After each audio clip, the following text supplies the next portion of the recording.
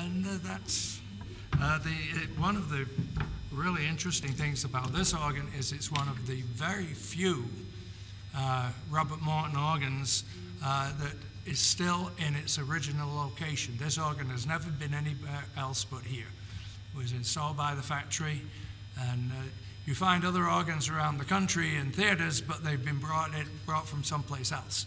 This is an original factory installation, and so we have tried to keep it as original as possible so that to preserve it as an example of what it was when it was first installed. We haven't messed around with it or anything. This is exactly as the original designers intended. And the organ itself, the Robert Morton organ, is there something unique about this? Like, people know guitars, know cars, they say, okay, this is a... Well, yeah, there's a rather interesting story in that the company that built this, Robert Morton Organs of Van Nuys, California, and they went out of business in 1930, so don't try looking them up in the phone book. They were originally the Los Angeles Art Organ Company, and they built classical organs for churches.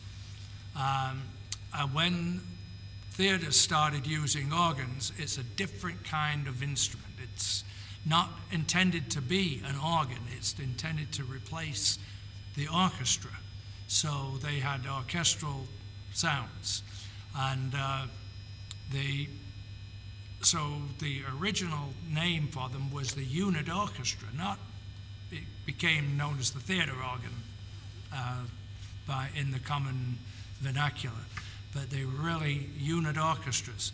And of course the big manufacturer was Wurlitzer, who are right here in New York in North Tonawanda.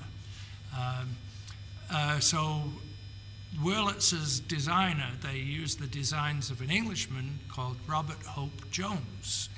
And so it was known as the Robert Hope Jones Unit Orchestra.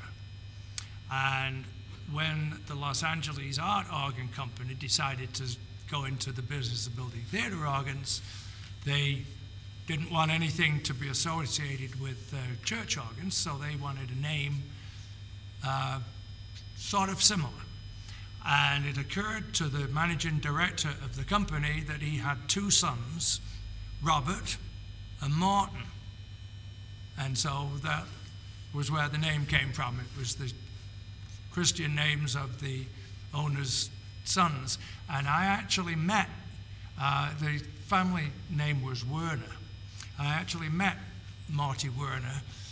He was working at NBC in the commercial sales department.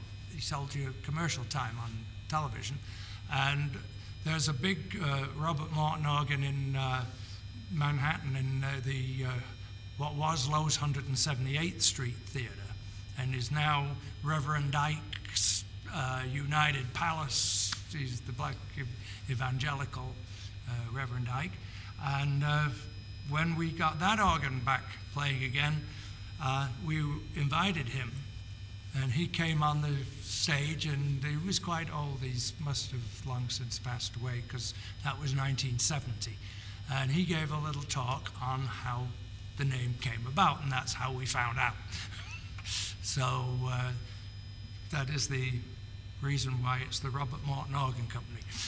That's a good show. Perfect.